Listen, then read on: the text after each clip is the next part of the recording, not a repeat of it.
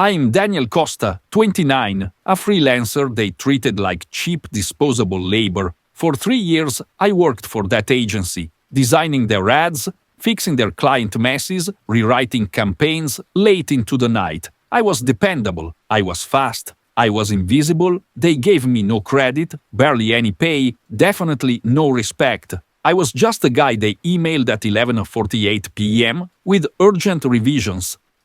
The guy who never got invited to the Monday brainstorms even though my ideas were used all the time. The guy who sent invoices that took 45 days to get paid when they felt like it. They thought I was desperate, that I had no future, that I'd be freelancing forever, begging for scraps and smiling while they took all the credit.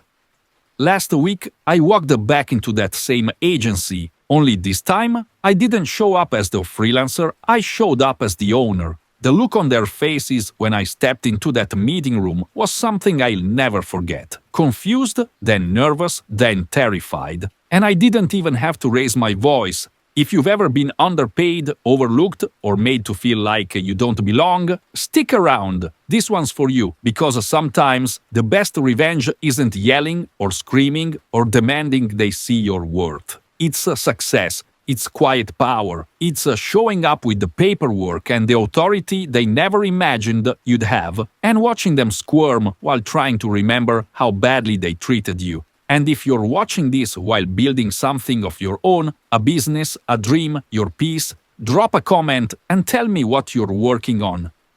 You never know who's listening, who's going through the same thing, or who might need that encouragement. And don't forget to subscribe for more stories where karma doesn't come with fists or fire, just a dotted line, a smirk, and a set of office keys.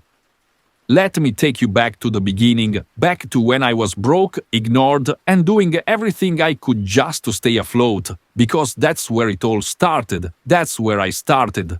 People think freelancing is this dream life, work in your pajamas, no boss, no commute, total freedom.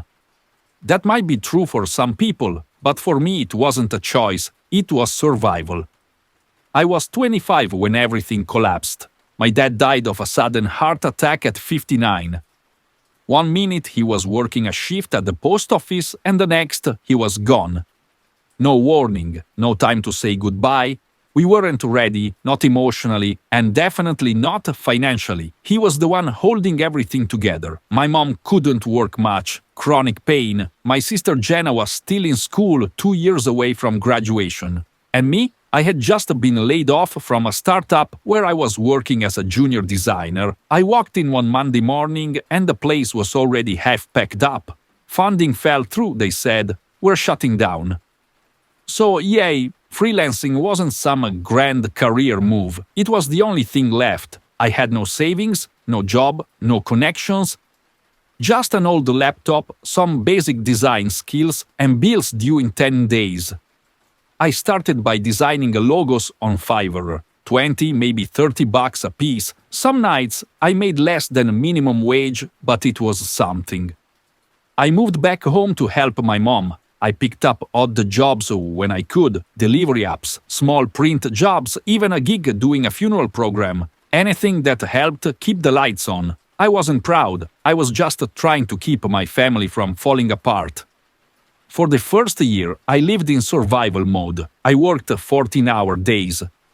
Slept next to my laptop, ate instant noodles more times than I can count. There were weeks where I wasn't sure if I could pay for groceries and gas. I stretched every dollar until it begged for mercy, but slowly I started getting better, smarter. I learned which clients to avoid, the red flags. The way someone said quick job or easy money usually meant they were going to be a nightmare. I figured out how to write stronger proposals, how to raise my rates, how to position myself like I actually knew what I was doing, even when I didn't feel that way inside. One of the few things that kept me going during that time was a branding project I did for a local coffee shop, Luma Cafe. They couldn't afford much, but they let me experiment. I designed everything: logo, menus, takeout cups, a social media kit. I spent over 50 hours on that job and they paid me $200 total, but they loved it and I loved it too. It was the first time I felt like maybe, just maybe, I was good at this. I posted that work everywhere, Behance, Dribbble, LinkedIn. Didn't expect much, but a few weeks later I got a message on LinkedIn from someone named Leah Brooks. She was a project manager at a creative agency called Brightwell Creative, mid-sized, had some decent clients. I'd seen a few of their campaigns around town before. Leah said she came across the Luma Cafe project and liked my style. Would you be open to a quick freelance job for one of our snack clients? It's a bit last minute, but could turn into more. I was nervous and broke, so of course I said yes. The job was packaging design for a granola bar startup. They wanted something modern, eco-conscious, and playful. Deadline was tight, 48 hours. I didn't sleep much, but I got it done, sent everything in early. Leah replied the next day. Client loved it, great work, I'll have more for you next week. That was the start of everything. Over the next few months, I started getting more and more projects from Brightwell. At first, it was just odds and ends, social posts, mock-ups, ad banners, then bigger stuff, presentation decks, product packaging, rebrand explorations. I became their unofficial go-to guy for anything urgent, but here's the thing. I was never actually on the team. I didn't get invited to team calls. I wasn't on the company Slack. I never met the clients. I was just a name in someone's inbox who got the job done. And for a while, that was fine. I was making steady money, more than I ever had before. I got caught up on bills, helped my sister with her student loans, even upgraded to a decent apartment. So I let things slide, like the late payments, the vague project briefs.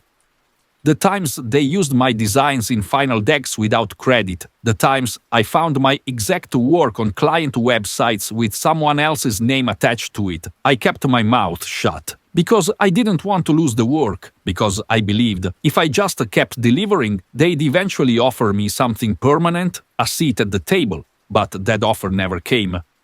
Instead, they gave my concept deck for a tech startup rebrand to an in-house designer named Bryce. I watched him present my work in a Zoom call, same colors, same fonts, same layout. He'd barely touched the slides, just reformatted them a little. But when the creative director asked who designed it, Bryce said, "I pulled it together over the weekend." I stared at my own work while someone else took credit. After the meeting, Leah messaged me. "Sorry, internal politics, you did great though." And just like that, it was swept under the rug. I felt sick, but I still didn't walk away, because I didn't feel like I could. When you grow up without money, you learn to make peace with the crumbs. You convince yourself that stability, any stability, is too rare to risk. Even when it means watching your own name disappear from your work. The breaking point came later that year, December. Brightwell was throwing their company holiday party. They sent out a group email. "Hey team, holiday party this Friday at the Beacon rooftop. Come celebrate an amazing year with us." I wasn't sure if I was invited, but I had just wrapped a major project for them. I figured I'd earned at least a drink, so I showed up. Bad idea. I walked into the venue and the room went quiet for half a second. Then everyone went back to their conversations. No one said hello. I spotted Leah at the bar. She waved, smiled, then turned back to her group without introducing me. I stood near the appetizer table awkwardly, pretending to check emails. After 10 minutes, Jason, the creative director, walked over. "Hey, sorry, do we know you?" I laughed, thinking he was joking. "I'm Daniel. I do a lot of your design work. I worked on the Caldwell deck, the Pop Root campaign." He squinted, nodded slowly. "Oh, right, the contractor guy." Contractor guy, not designer, not partner, not even freelancer, contractor guy. He patted my shoulder like I was the janitor who'd wandered in and walked away. I left after 15 minutes, didn't even finish my drink. That night, something changed in me. I stopped waiting for a seat at their table, and I started building my own. After the holiday party, everything looked the same on the surface. Same emails, same deadlines, same projects with vague briefs and rushed timelines, but something inside me had shifted. I wasn't just delivering files anymore. I was watching, studying, listening for cracks in the armor, and there were plenty. For all their glossy campaigns and polished branding, Brightwell Creative was not well run, not behind the scenes. Once I started looking at it with clear eyes, I saw just how fragile the place really was. Deadlines were constantly missed because nobody communicated properly. Clients were kept happy with charm and buzzwords, not actual results. Junior designers burned out fast, and turnover was high. Management was slow, disconnected, and more interested in appearances than real work. I noticed something else too. They weren't growing. Not really. Most of the work coming in was from legacy clients they'd had for years. No one seemed excited. No one was innovating. They were surviving off momentum, not creativity. But the real rot was in the culture. Let me tell you about a few of the people I worked with, the ones who shaped how I saw the place. Jason, the creative director, was all charisma and no follow-through. He liked to hear himself talk. He had a talent for saying nothing in 50 words and making it sound brilliant. He never touched design tools. He just reviewed other people's work, added a buzzword or two, and called it leadership. He was the guy who called me contractor guy. Then there was Bryce, the designer who passed off my work as his own. Young, polished, expensive wardrobe, no originality, but he played the game well, always laughing at Jason's jokes, always dropping names in meetings. He once sent me a Slack message by mistake that was clearly meant for someone else. Just send it to Daniel, he'll fix it. That was my role, the fixer, the cleaner, the behind-the-scenes guy who bailed them out when the real team dropped the ball. And then there was Leah. She was complicated. She was the one who brought me in, gave me my first break. Always pleasant, always saying thank you, but she never stood up for me, not once. Not when I was ghosted on invoices, not when my work got rebranded under someone else's name, not even after the holiday party. I don't think she meant to be cruel. I think she just went along with the way things were. But silence can still cut deep, and I never forgot how quiet she stayed. One day, in early January, I got a panicked message from Leah. One of their junior designers had quit mid-project. A big national campaign for a vegan food brand was due in 5 days, and the deck wasn't even started. Can you help us out? Just a quick mock-up, lay out slides, maybe clean up the pitch? I said yes, but this time I tracked everything: hours, notes, file versions. I even took screenshots of my process. The project turned out great. The client signed immediately. Jason gave a whole speech during the Monday meeting about how our team really pulled through. I wasn't even mentioned, and I realized something. They needed me more than I needed them. That thought stuck with me. From that moment on, I started playing a different game. Every time I worked on a project, I paid attention, not just to the design, but to the business side. Who the clients were, what they liked, what they didn't, how Brightwell priced their services, what platforms they used, what software they relied on. I built my own database, quietly, carefully. Every time I saw a pain point, a deadline missed, a team member burnt out, a presentation botched, I took notes, not to rat anyone out, but to study what not to do. In the evenings, I started putting together a blueprint for something new, something better. Not an agency full of egos and posturing, not a place where clients paid for polish but got chaos. I wanted to build something lean, clear, honest, smart. I didn't have money, I didn't have investors, but I had skills, I had experience, and I had something nobody at Brightwell had anymore: hunger. By the end of that year, I had my first few independent clients, small businesses mostly, one local chain of gyms, a skincare brand run by two sisters, a craft beer startup, They didn't care that I wasn't a big agency, they just cared that I listened, delivered, communicated like a human. And I made sure to treat them better than I'd ever been treated. Every project I did on the side felt like a small rebellion. Every new client I signed made me feel less afraid. I was still freelancing for Brightwell during the day, but at night I was building something of my own. By spring, I had filed the paperwork for my own LLC, Costa & Company. Creative. I didn't announce it, didn't post anything. I didn't even have a website at first, just a few referrals, a Google Doc rate sheet, and a system that worked. And little by little, word started to spread. The final straw with Brightwell came that summer. They brought in a high-profile retail client, big budget, national exposure, very flashy. I worked on the pitch deck and full campaign mock-ups. It was one of the best things I'd ever done. They used everything, and then handed all the credit to Bryce again. Same cycle, same silence. I sent my last invoice, collected the payment, and never replied to another request. No announcement, no dramatic exit, just gone. They didn't even notice at first, but they would. When I walked away from Brightwell, I thought I'd feel scared. I didn't. I felt free. It was the first time in over 2 years that I wasn't waiting on someone else's timeline. No more begging for invoices to be paid, no more watching my work get passed off with a different name on the deck. No more quiet resentment simmering under every project, just me, my clients, and my terms. I had 4 steady clients by that point and enough saved up to cover 2 months of living expenses. That's not much, but it felt like a fortune after years of living check to check. I poured everything into my little agency. Costa & Company wasn't fancy, no office, no staff. Just me at a modest desk in my apartment, doing the work I used to do for someone else, but doing it faster, smarter, and with way more care. And it started to show. Clients came back, they referred friends. The craft beer startup I'd branded got picked up by a distributor and asked for a full ad campaign.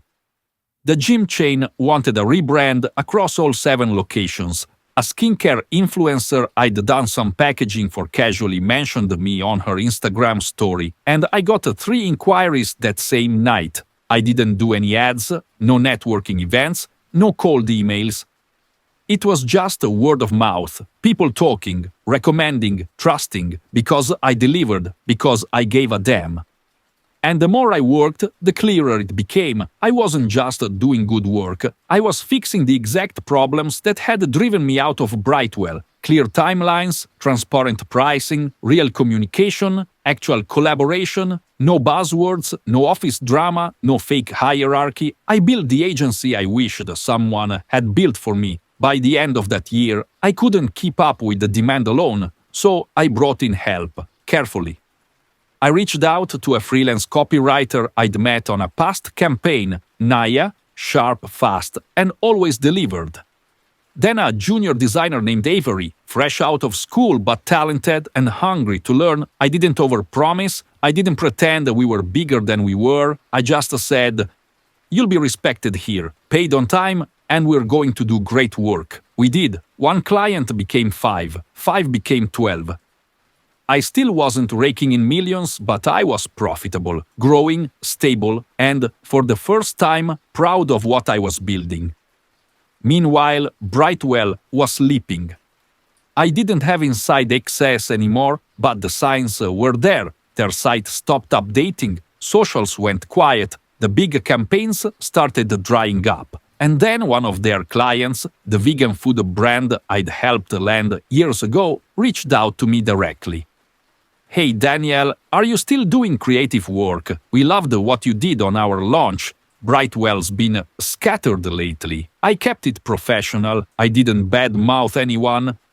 But I sent over my rate sheet. They signed within 24 hours. I started hearing more of the same from other former Brightwell clients, missed deadlines, confusing deliverables, team turnover, no clarity. I never reached out to steal clients. I didn't need to. They came on their own. Because what Brightwell had built on charm, I was building on consistency. And when pressure hits, charm cracks fast. The real turning point came about 18 months into running Costa & Company. I was meeting with a mentor of mine, Eleanor, a retired creative director who now advised small firms. We were talking shop, and I mentioned offhand that I'd picked up two of Brightwell's former clients. She raised an eyebrow. They still around? Sort of, I said. They're bleeding accounts, not sure how much longer they can hold on. She paused. Would you ever consider acquiring them? I laughed at first. I thought she was joking. Me? By the agency that once treated me like a disposable contractor, but she was serious. Their brand still has weight. Their assets have value. You're doing the work anyway. Why not make it official? I didn't respond right away, but that idea, it stuck. I started researching, and what I found was shocking. Brightwell Creative had downsized, staff had been laid off, their biggest client had walked, and the agency's founder, Jason's boss, had quietly stepped away to pursue other opportunities.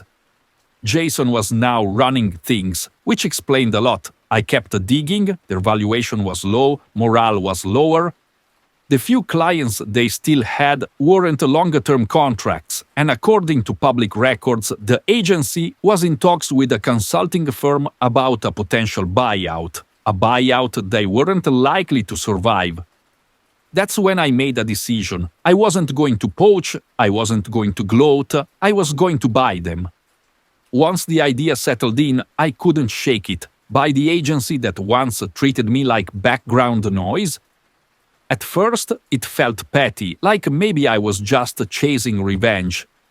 But the more I looked at it, the more it made sense. This wasn't about ego, it was about legacy.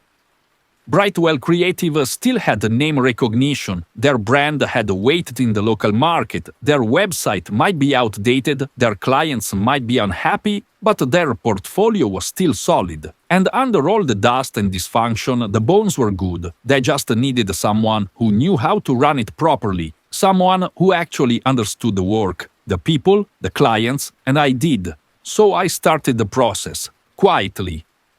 The first step was hiring a friend of mine, a mergers consultant named Alec. He'd helped a few firms in my network make smart, clean acquisitions. I didn't tell him the emotional backstory right away, just the facts. There's a creative agency, they're bleeding clients, management's weak, culture's broken, but their brand still holds value. I want to explore a purchase. He nodded like it was routine. Send me their last 2 years of public filings, any client retention data you can find, and the leadership structure. I'll see if they're worth acquiring or just letting collapse. He didn't ask why I wanted this particular agency. That came later. A few days in, he called me back. Okay, so what's the deal here?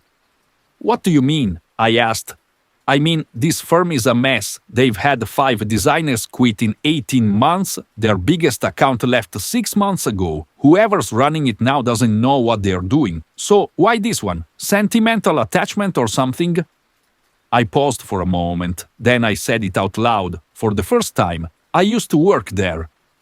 Not officially, as a freelancer. They never gave me credit, never paid me on time. But I built half their best campaigns. I was the ghost behind the curtain, and now they're failing and I'm thriving. Alec let out a low whistle. Oh, so this is a full circle moment. It's not revenge, I said. At least, not entirely. It's an opportunity, and yeah, maybe it's a little personal. He didn't argue. He just got to work. The proposal had to be clean, professional, anonymous at first.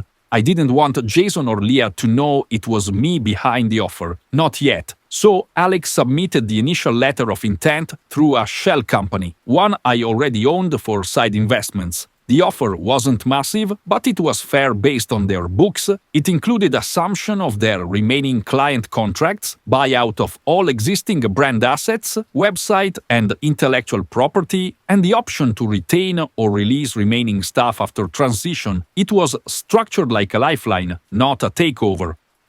Brightwell's team responded quickly. Too quickly, actually. They sounded desperate. We're definitely open to discussions. We've been exploring our options for months. We'd love to know more about your goals. Translation, they were out of ideas, out of money, out of time. Jason was leading the conversations. He'd gone from a creative director to managing partner after the founder left, and based on his emails, he had no clue what he was doing. He used words like synergy and market adjacency in every sentence. I could practically hear him sweating through his overpriced blazer. Leah was CC'd on the emails. She didn't say much, just a few polite, looking forward to next steps type of lines. It was strange seeing her name again, made me think of that first project, the granola bars, the nights I stayed up till 3 a.m. to make her team look good. Funny how things turn. Once we reached the due diligence stage, Alec briefed me on the fine print. They want a full payout up front. Of course they do. They're also asking if the leadership team can stay on during the transition. I laughed. Absolutely not. That's what I thought you'd say. They can consult for 30 days, tops, no titles, no authority. After that, they're done. And if they push back, we walk. Alec agreed. We drafted the final version. Clean, simple, generous, considering the state of their books. It was a win for them, whether they saw it or not. The closing was scheduled for the following Monday. I still hadn't revealed myself, and I wanted it to stay that way until I walked in. I told Alec not to mention my name until the documents were signed, just to be sure. I didn't want emotions to complicate things. He handled everything like a pro. On the morning of the closing, I put on a simple black suit, nothing flashy. Walked into Brightwell's downtown office like a ghost walking through my own past. Same building, same elevator, same worn-out carpet, but everything felt different. This time, I wasn't here to beg for payment. I was here to take ownership. Jason was already in the conference room, trying too hard to look relaxed. Leah was next to him, scrolling her phone. A junior admin sat quietly at the end of the table. Alex stood when he saw me. "Gentlemen, let's begin." We walked through the agreements. Pages turned, pens moved, then came the signatures. Once everything was official, I stood. "Before we wrap up, there's one thing I want to clarify." Jason looked up, confused. "Sure, what's that?" I met his eyes. "You remember a freelancer named Daniel Costa?" The name hit him like a delayed slap. He blinked twice, then said, "Yeah, vaguely." I smiled. "That's me. I'm the one who just bought your agency." Jason didn't say anything at first. He stared at me like he was trying to remember if the name Daniel Costa should mean something. Then I saw it hit him, a flicker behind the eyes. Realization, regret, maybe even a little fear.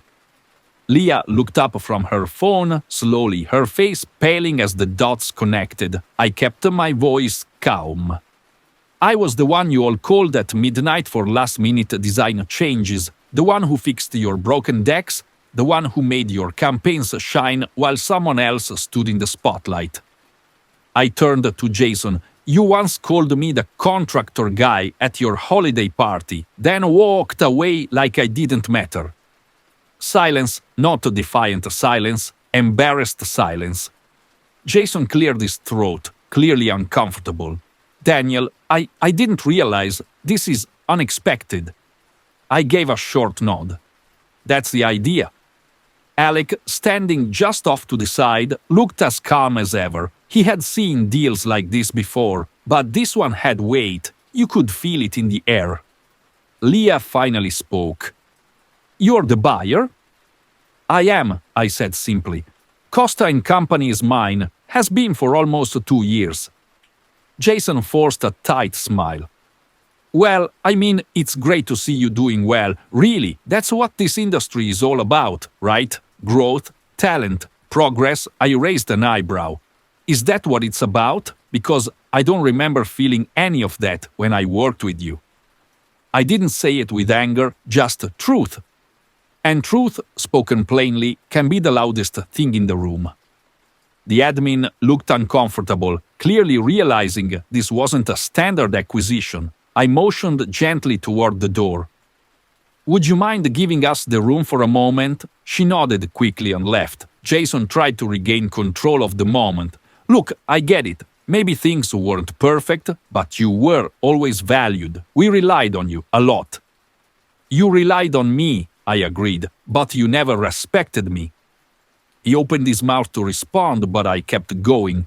You gave credit to people who didn't do the work. You delayed my payments, you used my ideas and erased my name from the conversation, and when I showed up to your party, after finishing a campaign you all praised, you looked me in the eye and asked if you knew me. That shut him up. Leah spoke again, her voice quieter. I should have done more. I knew how much you contributed. I should have said something. Yes, I said, you should have. I didn't say it to punish her, but the truth belonged in the room now, all of it. You weren't the worst, I added, but you were silent, and sometimes that does just as much damage. She nodded, looking down. I'm sorry. For a moment, we stood there, all three of us, surrounded by the ghosts of the past. Then I took a breath and shifted the tone. But I didn't come here to humiliate anyone. I came here to rebuild. I laid out the next steps clearly. Brightwell's brand and assets are now under Costa & Company. I'll be taking over operations effective immediately. Jason sat straighter, trying to salvage something. So, what's the plan for us then? I assume we're staying on to help with the transition? You have a 30-day consulting window, I said. No management authority, no client contact. After that, you'll step away completely. His jaw clenched. That's it? That's it. He looked ready to argue, but he didn't. Maybe he knew he had no ground to stand on. Maybe he remembered how many times he'd ignored me. Maybe both. I turned to Leah. I'm offering you a role, Director of Project Integrity, clean slate, new culture, but I need to know you're ready to lead differently this time. She blinked in surprise. You don't really want me to stay? You knew the system was broken, I said. I think part of you wanted to change it. This is your chance. She nodded slowly. I'd like that, a lot. Then we'll talk next week. I gathered my notes. Alec closed the folder and offered a polite handshake to both of them. As we walked out of the conference room, I paused one last time. You thought I'd always be beneath you, and I let you think that for a long time. I looked directly at Jason. But the thing about invisible people, sometimes they're building something while no one's watching. The first day as CEO of Brightwell, or what was left of it, didn't start with a press release or a flashy announcement. It started with coffee, not the generic kind Jason used to bring in for appearances, but real coffee. From the local cafe 2 blocks away, I knew everyone's favorite order, because when you're the invisible contractor, you listen.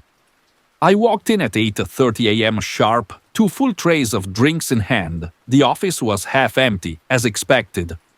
Mondays were slow at Brightwell. People drifted in around 10 o'clock, depending on mood, weather, and hangover status. That was one of the first things that would change. Leah arrived early. She always did.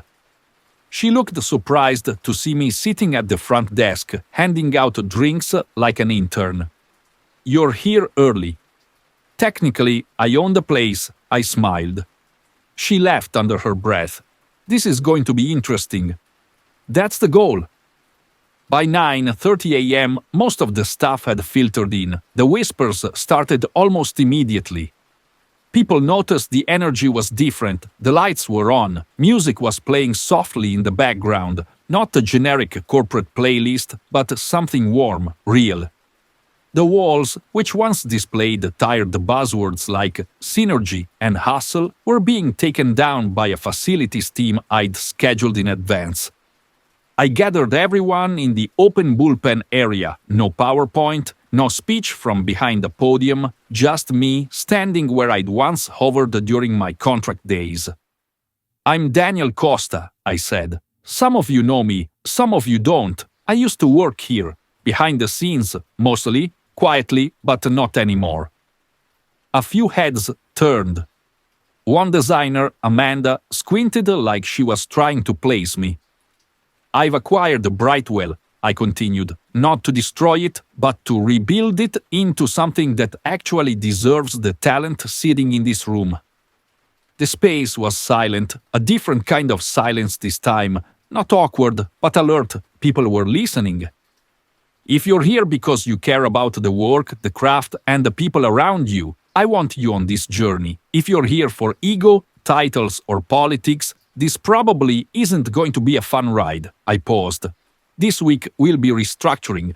Teams will shift, hierarchies will flatten, everyone will be evaluated not by seniority but by impact, and that includes me. Murmurs rippled through the room. Nervous energy, but also hope. Real, visible hope. Over the next few hours, I met with every department lead. I asked real questions, I took real notes, I listened. The art director, Simone, had been stuck under Lea's shadow for years, despite being the one actually mentoring the younger designers. You've been running this team without the title, I told her. Now it's official, you're the new head of creative. Her eyes widened. Seriously? Seriously? She almost teared up. You have no idea how long I've waited for someone to actually see that. I do, I said quietly. I waited a long time myself. I offered a hand, she shook it like someone stepping into her future. Then there was tech. A department Jason never understood and always underfunded. The lead developer, Marco, had been begging for resources for months. His requests had gone ignored because he wasn't flashy. He didn't play politics. But I'd worked with Marco before. I knew how sharp he was. You'll have the budget by Friday, I told him. No more begging, build the infrastructure we should have had 2 years ago. He stared at me. What's the catch? No catch, just results. You got it. Throughout the day, people kept expecting me to pull a Jason, to show up, make promises, and disappear behind the meeting room glass wall. But I stayed out in the open. I ate lunch at the long shared table, asked people about their lives, and remembered their answers. That was the real rebrand. Not logos, not color palettes, culture. We weren't going to be a place where people were scared to speak up, or felt invisible, or got passed over for doing the actual work. We were going to build something where skill mattered more than swagger. By 4 p.m., Jason and Thomas, the last 2 relics of the old regime, were officially done. Their 30-day consulting period was terminated early with generous exit packages and strict NDAs. Lea, meanwhile, had already stepped into her new role. She handled it with quiet strength, holding meetings, redirecting chaos, and even apologizing to a junior coordinator she once steamrolled in front of clients. That wasn't leadership, she admitted. I'm trying to be better. People noticed. One by one, they started believing that maybe this place could actually change. Around 6 p.m., I stepped into what used to be Jason's private office, a glass-walled corner space with a view of the skyline. I looked around. Then I picked up the nameplate on the desk, Jason Ridley, Chief Executive Officer, and quietly placed it in a box. I wasn't taking this office. I walked it back to the open floor and picked a desk in the middle of the team. You're not using the corner office? Lea asked, raising an eyebrow. Nope, I said. Too far from the real work. Before leaving for the day, I sent one email to the full staff. Subject, Welcome to the new Brightwell. Team, thank you for today. I know change is messy and sometimes scary, but I also know it's necessary. I'm not here to pretend I have all the answers, but I promise to listen, to lead with integrity, and to give credit where it's due. Tomorrow, we keep building, together. Daniel. That night, I walked home in the cool evening air, the city buzzing quietly around me. No applause, no fanfare, just the quiet, steady satisfaction of doing things right, finally. By the end of the second week, the buzz had started. It wasn't loud yet, not viral. But the right people were noticing. It started with a LinkedIn post. Not mine, I wasn't that guy. It came from Simone, our newly appointed head of creative. She shared a photo of the open floor with the caption, "A company is only as good as the people it uplifts. Brightwell just got a lot brighter. Proud to work where talent is recognized, not just tolerated." Simple, honest, no hashtags, no fluff, and it exploded. Former Brightwell designers, the ones who left frustrated, unheard, invisible, started commenting, "Wait, Simone's in charge now? About damn time." I literally pitched the same brand overhaul 2 years ago and got shot down. Looks like things have finally changed. Who's behind this shift? I might actually consider coming back. We didn't have to post a press release, the industry did it for us. That same week, I got an email from Cora Lansing, editor at Design and Disrupt, one of the most read creative publications in the field.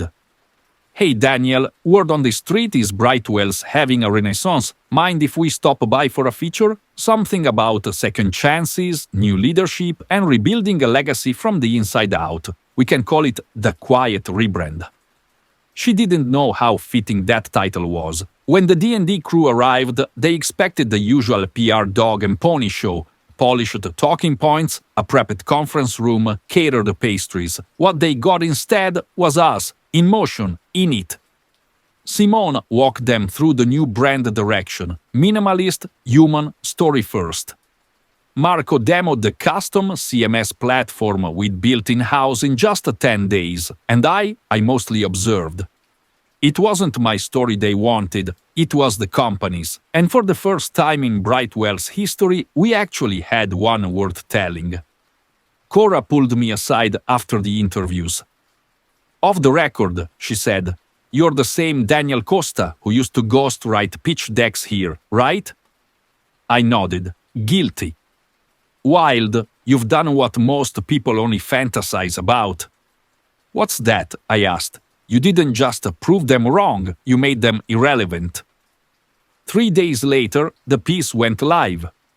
The quiet rebrand, how one overlooked employee turned a sinking agency into the place everyone wants to work. They didn't hold back. They talked about Jason's era, bloated budgets, recycled ideas, toxic hierarchy, and contrasted it with what they saw now: lean teams, sharp thinking, fresh energy.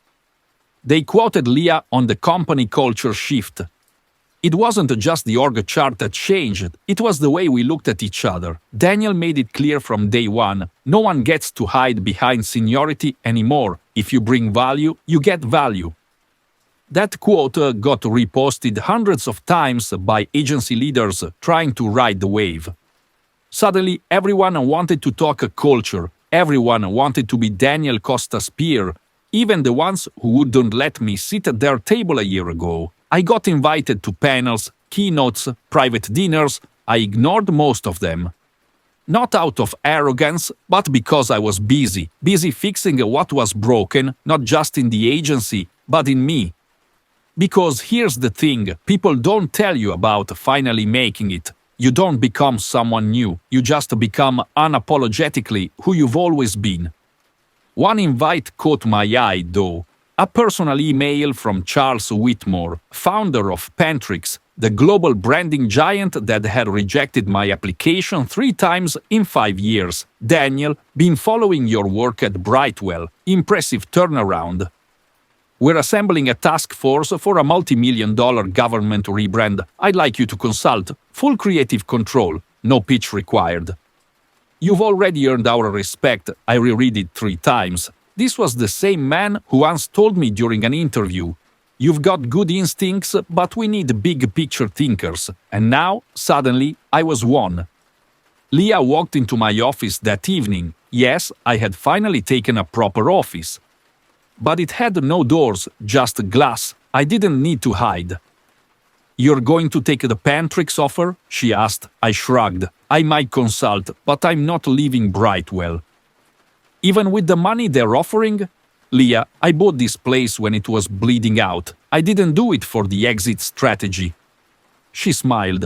Good, because this team, they need you. Nah, I replied. They need themselves. I'm just here to remind them what they're capable of. That weekend, I sat down to write something I hadn't dared attempt in years. My own name on our pitch decks, no ghostwriting, no watching someone else take the ball for my work, just Daniel Costa, in bold. For the first time, it felt like the name actually belonged there. The email came at 2:13 a.m. Subject line, request for coffee from Jason Heller. Yeah, that Jason, the same Jason who once handed me client notes with food stains on them, the same Jason who took my deck, slapped his name on it, and called it collaboration. The same Jason who'd walked out of Brightwell with a severance check and zero shame. I stared at the screen for a minute. I wasn't angry, I wasn't even surprised, I was curious. Jason's email was short. Daniel, long time, saw the D&D article, impressive stuff. Would be great to catch up. Coffee next week? My treat. Let me know. Jay. There was no apology, no acknowledgement, no weight to the ask. Just a man reaching out like nothing had happened, like he hadn't spent years turning people into props. But I didn't delete it. I marked it unread, and I went to bed. 3 days later, I responded. Sure. Monday, 10 a.m. Crimson Bean, East 43rd. No smiley face. No looking forward to it. Just the facts. He replied 2 minutes later. Perfect. See you then. Monday, 9:57 a.m. I walked into Crimson Bean, the same coffee shop I used to sneak off to during Brightwell's mandatory synergy meetings. Jason was already there, waiting. No laptop, no phone, just him and a cappuccino, half drunk. He stood when he saw me. Daniel, he said, like we were old friends. Jason. We shook hands. His grip was still overly firm, like he was trying to win something. We sat. He started with small talk. I let him run with it. He asked about Brightwell, the feature, the cultural shift. I answered in clean, polite sentences. He mentioned the good old days. I didn't respond. Then came the real reason he called. I'm launching something new, he said. Brand strategy for fintech startups. Fast-growing space. Big money. I nodded. I'm aware. But I don't want to repeat old mistakes. I want real talent from the jump. You, for example. I blinked. Me? Look, I know things ended weird between us, but you were always sharp. And now you're hot. Everyone wants a piece of you. I'm offering equity, full freedom. You name it. He said it like he was doing me a favor, like it was his time to be generous now, and that's when I realized he hadn't changed. He just saw my name in lights and assumed I'd be flattered. I leaned back in my chair. Jason, I said carefully, do you remember the Gardner pitch? He tilted his head. Vaguely. You sent me your rough notes at 11 p.m. and asked for the full deck by 7 a.m. He chuckled. Sounds about right. I stayed up all night, designed the slides, wrote the copy, built the brand voice. You came in at 9, changed 2 adjectives, and presented it as your own. Okay, but that's just how the industry works sometimes. Pressure, delegation. No, I interrupted. That's how you worked. That's why Brightwell was rotting from the inside. His smile flickered. So is that a no? I looked him dead in the eye. That's a never again. Jason sat there for a second, like he was still trying to find the angle, like maybe I was just playing hard to get. I always knew you had it in you, he said, trying to salvage pride. Just didn't know you'd turn it into a vendetta. It's not a vendetta, Jason, I said quietly. It's a boundary, one you taught me to set by crossing it so many times. I stood up. Good luck with your startup. You'll regret walking away from this, he called after me. Everyone needs a Jason at some point. I didn't turn back. Back at the office, Leah stopped me at my desk. How'd it go? Exactly how we thought it would, she smiled. You didn't throw your coffee at him, right? No, I laughed, but I did pay for mine. Growth, she said, raising her eyebrows. That night I found the old Google Doc, Jason H. Deck version 7 Final Real Final. I opened it, read it, all my words, all my thinking, none of my name. I highlighted the title, deleted it, renamed it, Daniel Costa Boundaries, version 1. I didn't keep it out of spite, I kept it as a reminder, not of who Jason was, but of who I'd become. A month after I turned Jason down, I got a call from Brightwell's new HR director. Her name was Naomi, calm voice, professional tone. "Daniel," she said, "we're doing exit interviews with key former staff, culture audit, leadership transparency, all that. Would you be open to a 30-minute Zoom?" It caught me off guard. I'd left Brightwell nearly 2 years ago, walked out with nothing but a laptop bag and a quiet decision to never look back. But this wasn't about me anymore. It was about the system I'd escaped and the people still stuck in it. So I said yes. We met on a Tuesday morning. Her video background was the Brightwell logo with the new tagline underneath: work, worth, wisdom. 3 words Jason never once embodied. "Thanks for making time," Naomi began. "I want you to speak freely, off the record. Nothing you say will be used without your permission." I nodded. Good, because I have things to say. I told her everything, not just about Jason, but the culture he cultivated, the silenced juniors, the performative DEI initiatives, the way promotions were handed out like party favors at the top while the foundation crumbled below. I told her about the collaborations that were actually ghostwriting and how real talent was smothered by fragile egos and legacy nepotism. I told her about me, how I started quietly, showed up early, stayed late, played by the rules, and how none of it mattered when someone louder walked in the room. Naomi listened the entire time, took notes, barely blinked. "That aligns with a lot of what we've heard," she said finally. "Then why are you asking me now?" She leaned in slightly. "Because your name keeps coming up, not just as someone who left, but as someone who thrived after leaving, and we're trying to understand why." "Because I stopped asking for permission," I said, "and started creating on my own terms." She smiled, almost like she'd been waiting for that answer. After the call, I sat at my desk for a long while, not angry, not even nostalgic, just clear. Brightwell had been my training ground, but it was never meant to be my whole story. I didn't leave bitter, I left ready. 2 weeks later, a box showed up at my office, no return address, just a small note inside. "Your original concepts recovered from archives, thought you might want them back." And inside were printed copies of decks I'd built during my early years, half of which had been filed under other names. Now they were mine again. I thumbed through them slowly, strategy notes, mood boards. Slides with the branding voice I'd built from scratch. This wasn't just old work. It was proof of what I'd contributed, of who I was before the title, the LinkedIn followers, the magazine features. Before I was seen, I was already valuable. That weekend, I gave a keynote at a branding summit in Chicago. The theme was Narrative Power: Who Tells Your Story. My answer was simple: you do, or someone else will.